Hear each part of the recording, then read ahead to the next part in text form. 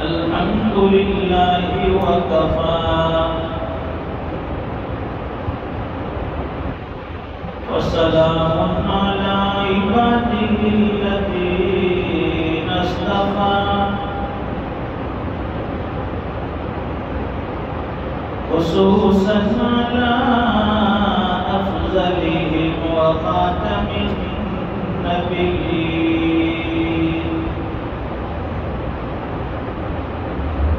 محمد الأمين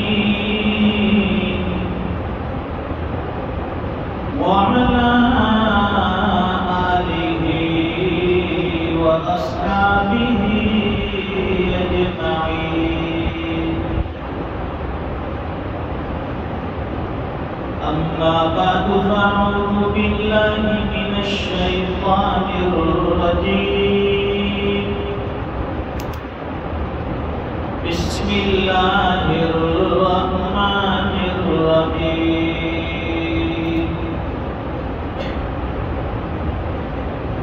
الذين ينفقون في السراء والضراء والكاظمين الغيظ والعافين عن الناس والله يحب المحسنين.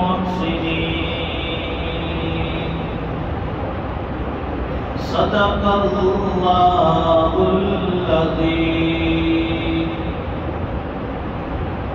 اللهم صل على سيدنا ومولانا محمد وعلى آل سيدنا محمد وبارك وسلم. بزرگوں اور دینی بھائیوں،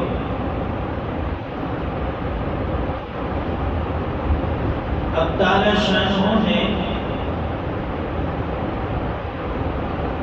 دنیا کے انسانوں کی رشد و ہدایت کے لیے ان کو اچھا راستہ دکھانے کے لیے انبیاء اور رسول بھی بھیجے اور ساتھ میں کتابیں بھی دی.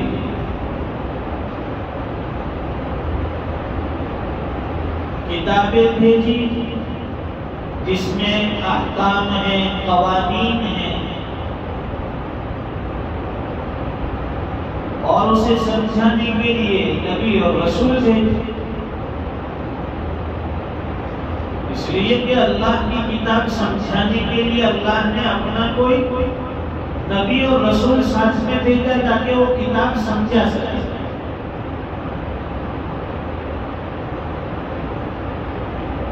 چھوٹی سی کتاب ہو، اسے سمجھانے کے لیے ٹیچر کی ضرورت، استاد کی ضرورت، اور وہ بھی انسانوں کی لکھی ہوئی. اسے سمجھانے کے لیے کوئی انسان، کوئی ٹیچر، کوئی شکشک، کوئی استاد چاہیے. یہ تو اللہ کی لکھی ہوئی کتاب ہے، اللہ کی طرف سے بھیجی ہوئی کتاب ہے. تو اسے سمجھانے کے لیے کوئی بڑا استاد چاہیے جو علوم اور معارف کے خزانے رکھتا ہوتا ہے، جن کے پاس خداداد صلاحیتیں ہوں، جن کو اللہ نے اپنے دین کے لیے، اپنے علم کے لیے، اپنے کتاب کے لیے منتخب کیا ہو. ایسا بندہ چاہیے جسے نبی اور رسول کہتے ہیں. تو قرآن کریم کو سمجھانے کے لیے نبی آخر الزمان جناب محمد الرسول اللہ صلی اللہ علیہ وسلم کو بھیجا. آپ سے بہتر تو کوئی کتاب کا سمجھنے اور سمجھانے والا دنیا میں نہیں آ سکتا. حضور نے قرآن کریم کو سمجھایا، کتاب الہی کو سمجھایا،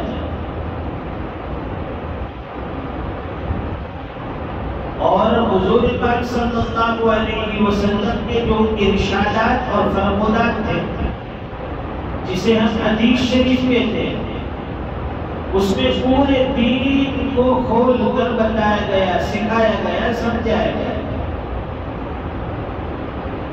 وَمَا يَنطِقُ عَنِ الْهَوَىٰ، قرآن کریم میں اللہ فرماتے ہیں کہ نبی آخر الزمان محمد رسول اللہ صلی اللہ علیہ وسلم اپنی زبان سے، اپنی خواہشات سے، اپنی ذات سے کوئی بات نہیں کہتے۔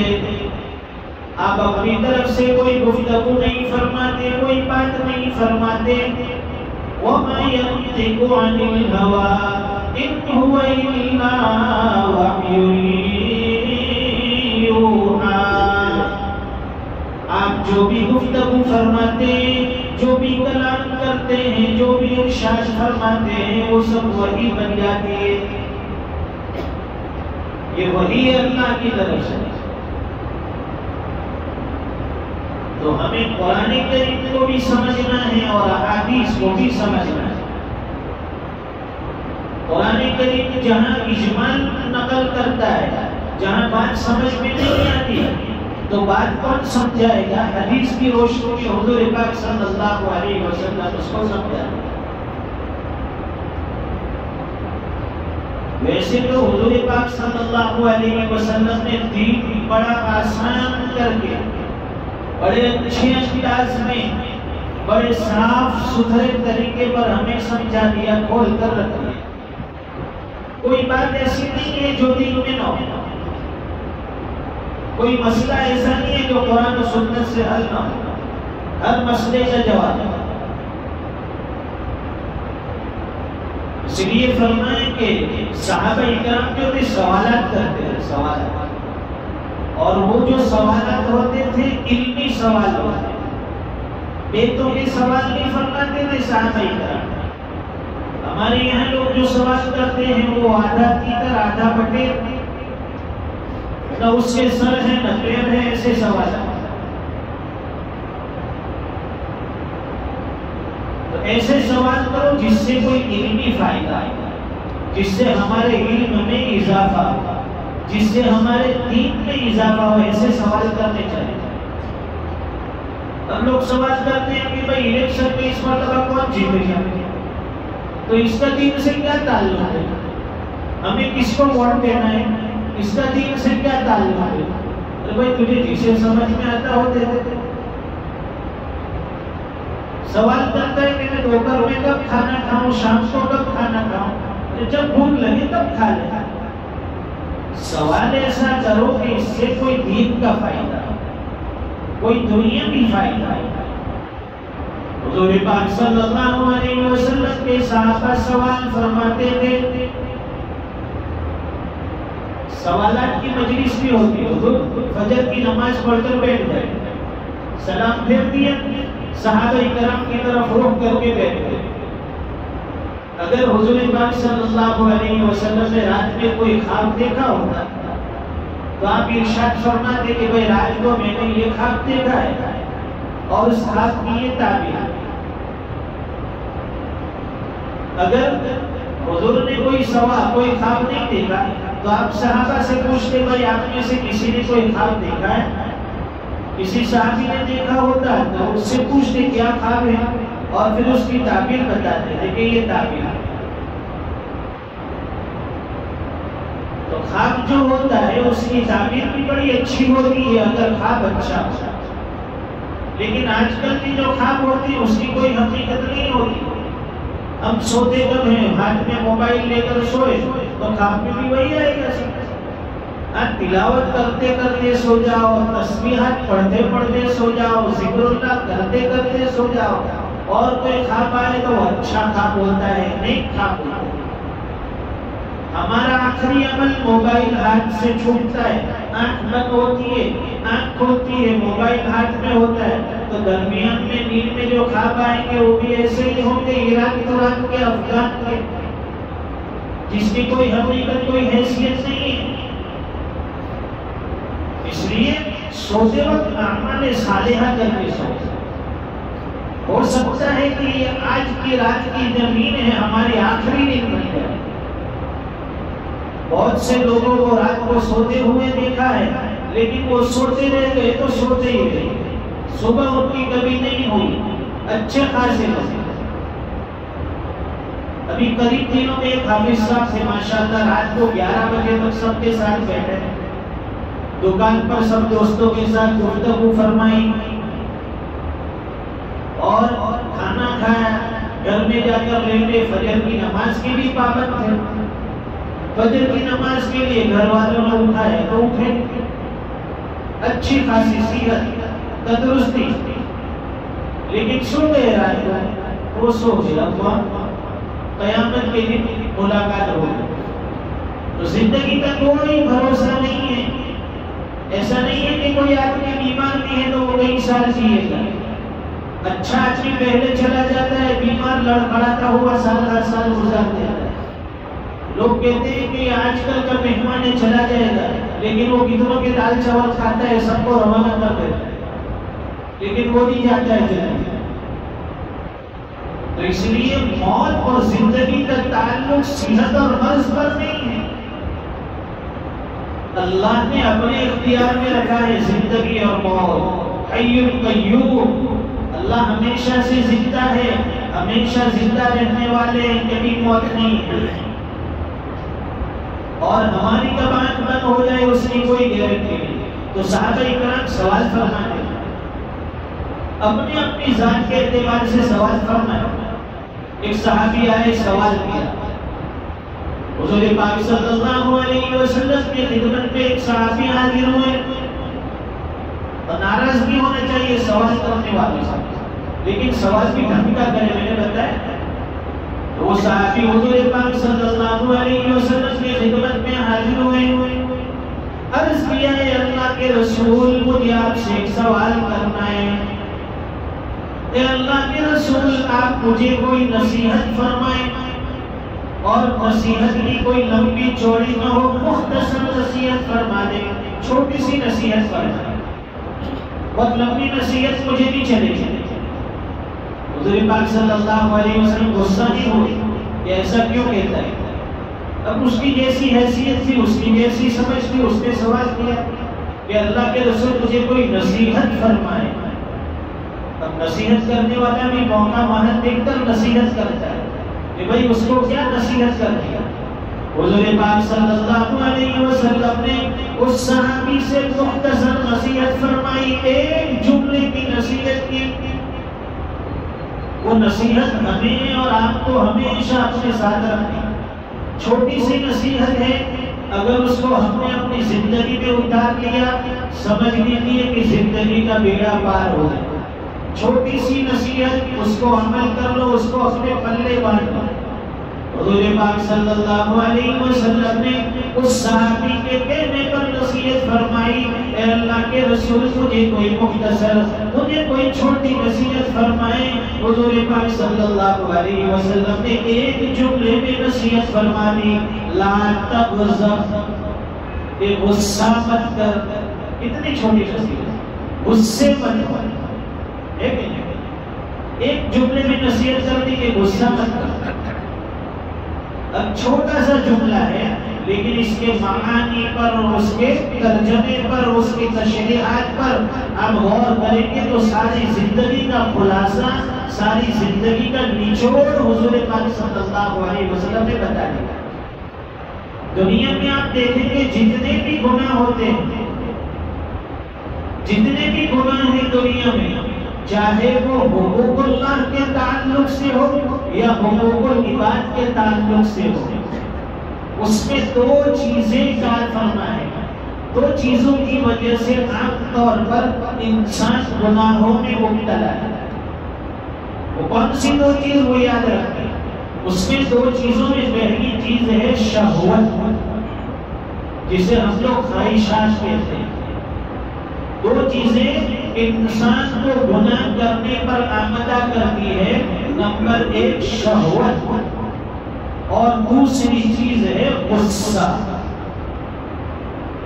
آپ دیکھیں کہ کوئی بھی گناہ اٹھا کر دیکھیں، بھائی آدمی چوری کیوں کرتا ہے؟ کیونکہ اس کے دل میں مال کی خواہش ہے، مال کی شہوت ہے۔ بدکاری کیوں کرتا ہے؟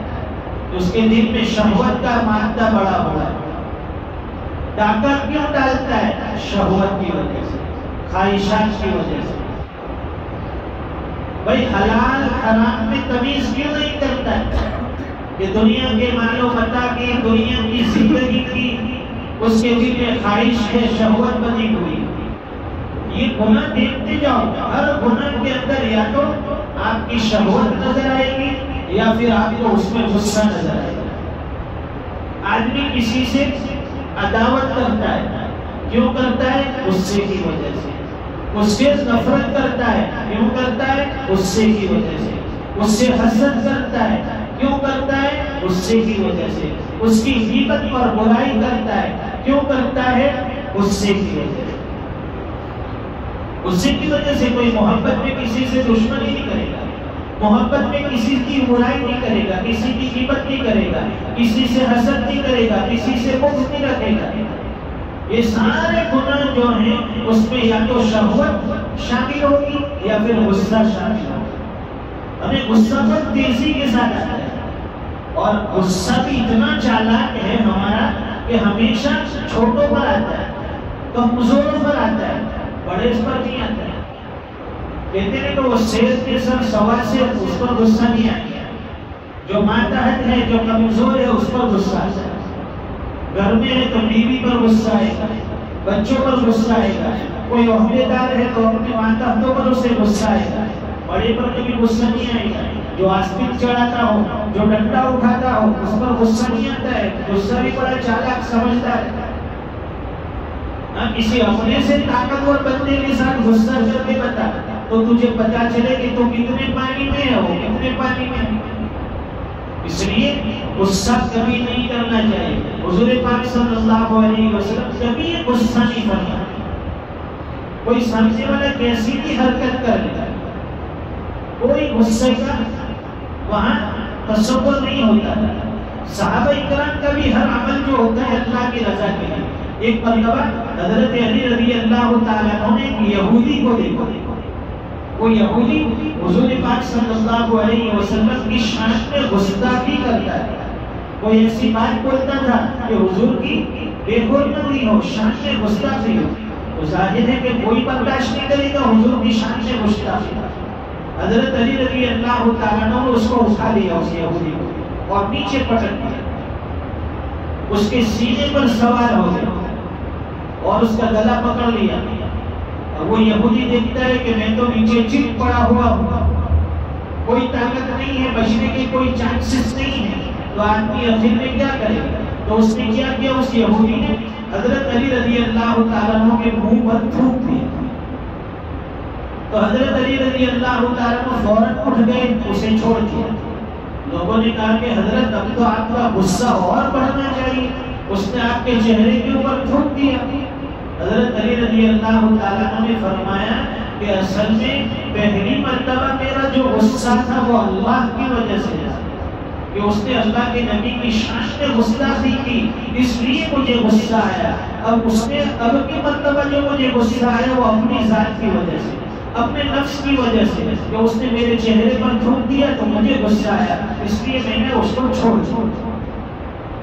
غصے کا بھی محل ہوتا ہے، ہر آدمی کے اوپر غصہ جائز نہیں ہے۔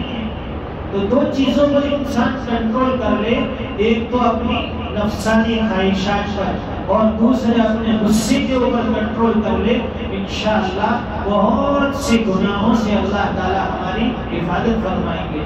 اللہ تعالیٰ کہیں سنی باتوں پر ہم سب کو عمل کی توفیق عطا فرمائے، نفسانی خواہشات سے اللہ بچائے، اور اللہ تعالیٰ گناہوں سے ہم سب کی حفاظت فرمائے۔ وآخر دعوانا الحمدللہ رب العالمین۔